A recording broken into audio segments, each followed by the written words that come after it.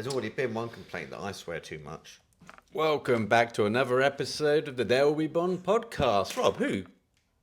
Who complains that you swear too much? Someone I know. You tell him to who fuck listens... off, right from me. You fucking pass that message on. He said, yeah, I listened to the podcast the other day. It's good, but I think you should turn down the swearing a bit. Well, every time you want to swear, you got the volume down. Well, anyway. We're a bit loud, actually, talking of volume. How are we doing today, Rob? It's good to see you. It's been a minute, hasn't it? It's good. You're back after your break. Yes. Flew in this morning. Time. So arrived about 9 o'clock this morning. Did a lot of stuff, did the washing, cleaned my pants. Oh. And then... Oh, yes, they're hanging up around the house, aren't they? Yeah, it's like a Chinese laundry in there. It is. And literally just put the minutes together, scrambled them together. I said, Rob, what the hell are we going to talk about today? Well, luckily you've got your anything Bondian, haven't you? Yes, I have actually done something Bondian while you've been away, which you missed out on, which was the London Film Fair.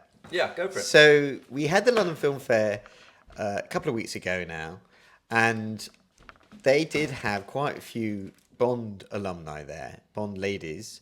Mm-hmm. Only two of them I was particularly interested in meeting.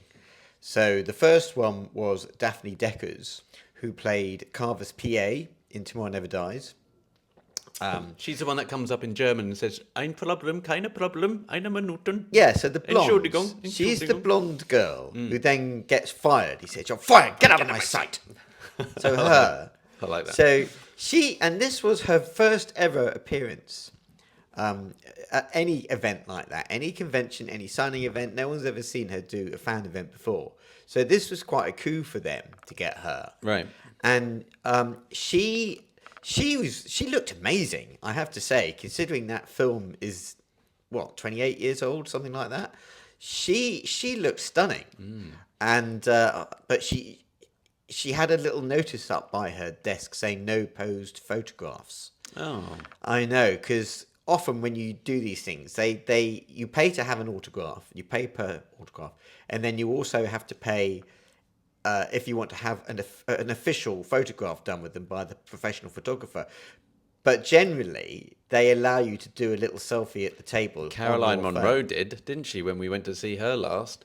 We got her to sign my poster book. And said, she did a photo. All right, most if I stand of them next do. to you. Most of them goes, do. Of course, sweetheart. And most of them do. But if they don't want to do that, because then it means they don't have anyone signing up to the main professional one. Fair enough. Then they put a little notice up. And they do this at the Comic Cons. Like all the big stars at the Comic Cons, they always have no pose photos because they want to make a shit ton of money.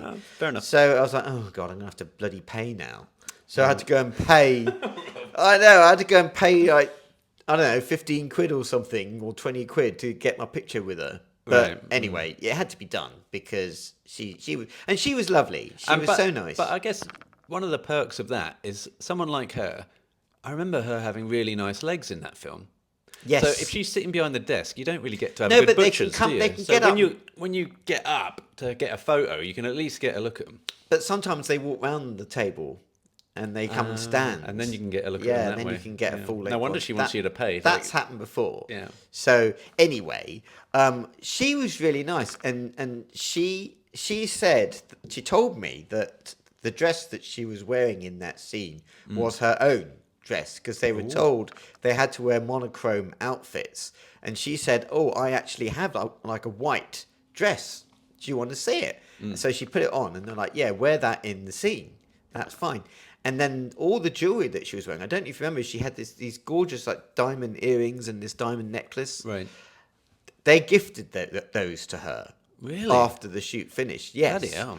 And then she said that they got stolen when she moved. No way. And now she's spending all day today signing photographs with pictures of this jewelry, and it's really upsetting her. She's just reminded her that they got stolen. I know. I was like, oh, God, I'm so sorry. She's like, it's okay. In the words of Roger, though, easy come, easy go. Yeah, That's what you should have said. I don't think that would have gone that well.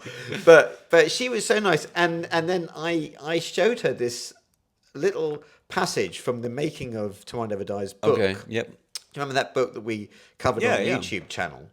Garth Pierce, is it? Yes. Yep. So there's a big interview with her in there about her experience on the film. And then on the next page, there's an interview with an extra who was in the same scene as her at that launch party, that media launch party. And this poor extra, Let's have a look. let me just read this passage to you. Like, this is going to be nothing. That's the lady, okay? Yeah. And this is what it says in this book. Because I gave this to her. She read this because I said, "Do you remember this?" So it says, quote, "In Carver's newsroom the other day, we were between takes, and one of the cameras was panning the crowd to work out angles for the next take. I looked up and saw the back of my head on 110 television sets around the wall. The camera slowly moved down my back and down to my bottom. Someone then lifted up my skirt and the crowd clapped and cheered like mad.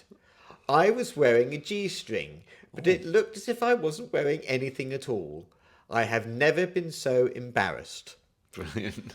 So I showed her the that. I good said, old "Do you days. remember this?" The good And old she days. read this. She was like, "No, I don't remember that happening." So wait, you're talking about the extra that was? Yeah, the extra. I That said- happened to her. Yeah, I said, "Do you remember this happening to right. this poor woman Right, I see, I on see. set?" And she's like, "No."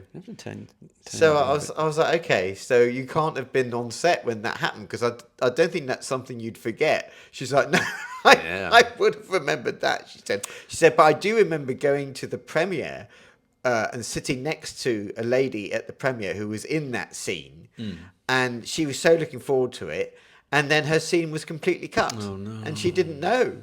And then she's like, "Oh no, I've been cut from the film." And she's like, "They don't tell you if like you're cut out There of it." should be a word for that in the Bond films as well. Because remember, Terry Bamber was Yes. distraught over being He cut was out. cut from Yeah. The World Is Not Enough as You a could cafe. have like, although he's on YouTube.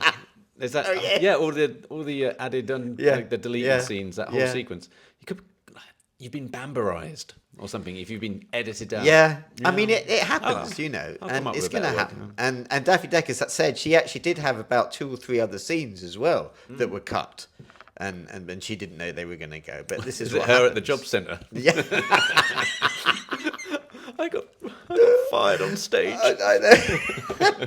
so that was her. So Daphne Deckers, she was lovely, and then the other lady that I met there was the girl from A View to a Kill. In Shanti. So the actress is called Papillon Soo. Oh, yeah, She okay. played Pan Ho. Yes. So she's the other lady. So not Jenny Flex, but the other lady. They're like sort of together, aren't they? And when Bond comes in and he gets out the car, you know what she says, "Mr. St. John Smith." St. John Smythe, my dear. St. John Smythe. And I was actually with friend of the podcast and Patreon, Mark Hernandez.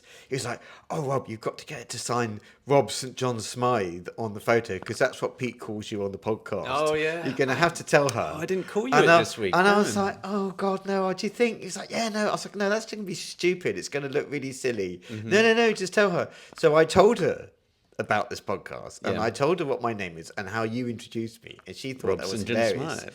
And then, but then, so she wrote on the photograph to Rob, and then underneath Mr. St. John Smythe, Oh, brilliant. Oh, that's and then really signed good. her name. And she made a note of the podcast. She wrote it down. Oh, really? And she said she'll listen to it. Oh, bless her. She lives in London, I think. Oh, really? Yeah. Oh, she should come she round. she was so nice. Yeah. She was so lovely. And she obliged to have a photo taken, a selfie. She got up, walked round, really nice Oh, picture. oh, lovely. She was really nice. So yeah. But then no, Daphne that's- Deckers is going to tell her afterwards, "Look, you're leaving money on the table." Yeah, I know. if you're doing that." He would have paid an extra 15 quid easily.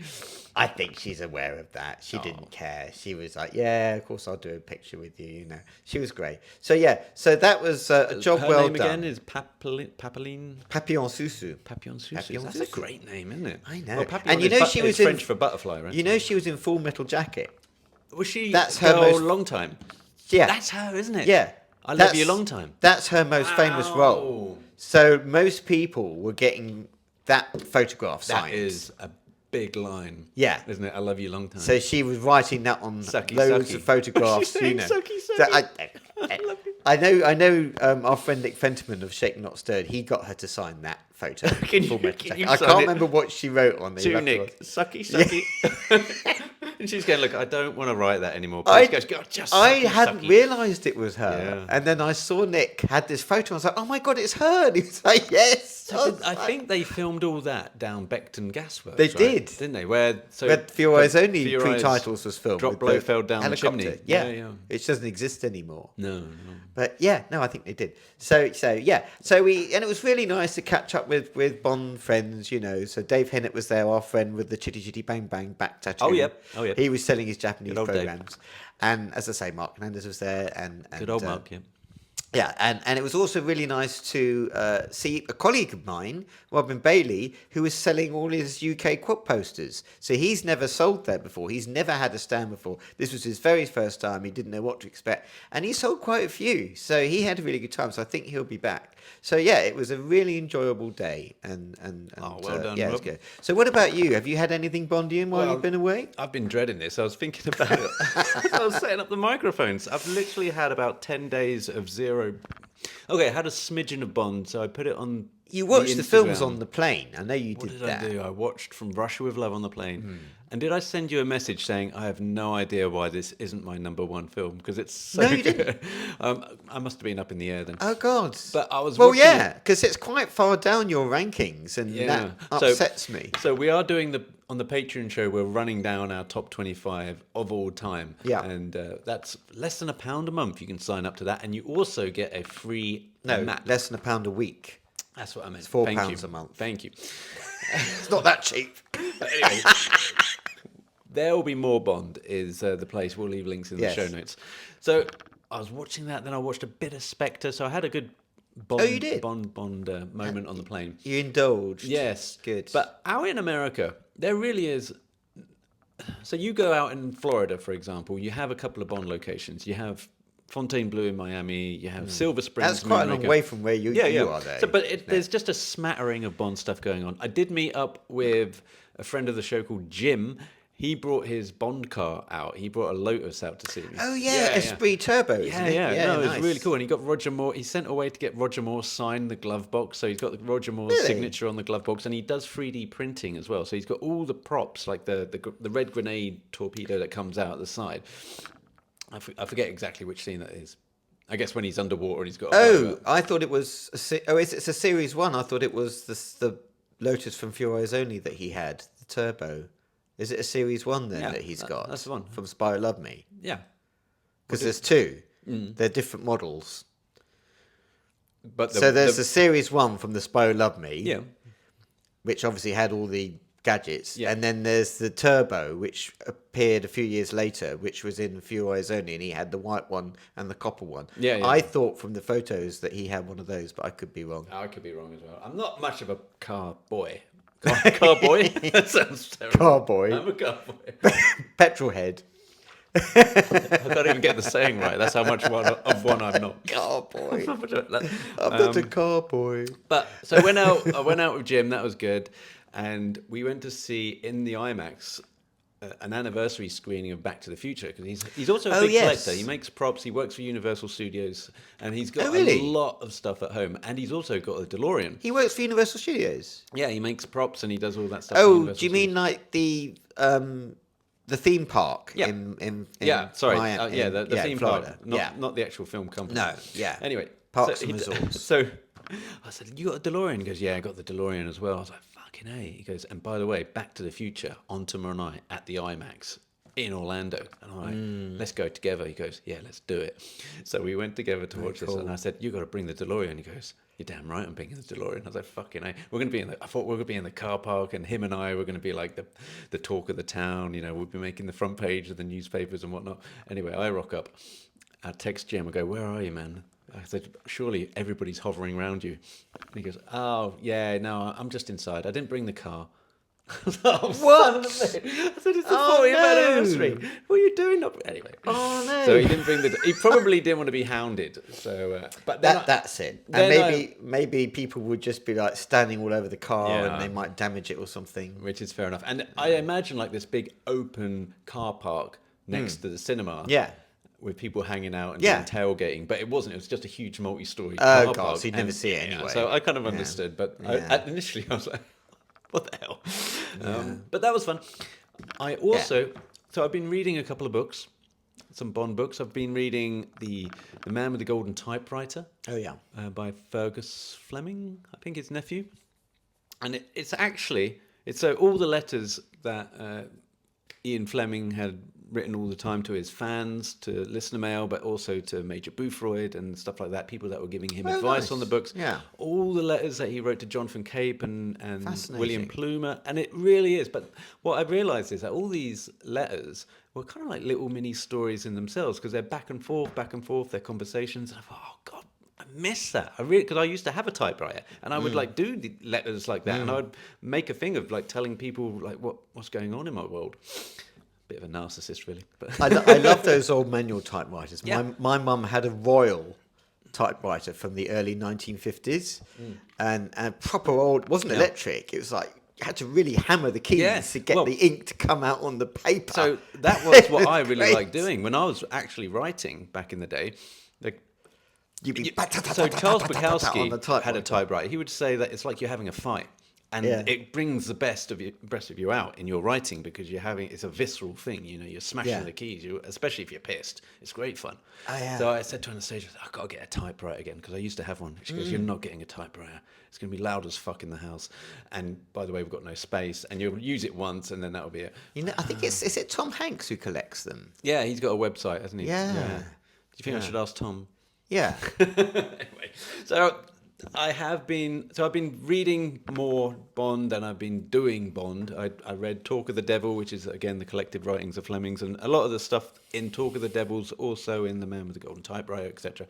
So they repurposed a lot of that. But I would recommend both of those books, because it's almost like you've got another Fleming novel to get into, and it's fascinating, and also it kind of talks you through what he's going through with the books. You know, he's like going, I'm writing Thunderball. Boy, is it a ball ache. It's it's dragging on and all that sort of stuff. And he's very paranoid. So when he's writing to his editor, he's like going, mate, is this any good? I don't know. I'm kind of in two minds whether I might just burn it. Well, he's not, I'm paraphrasing. But so it's kind of, you're in the workings of his mind as he's writing the book. And I found that pretty fascinating. So that's my Anything Bondian this week, Rob.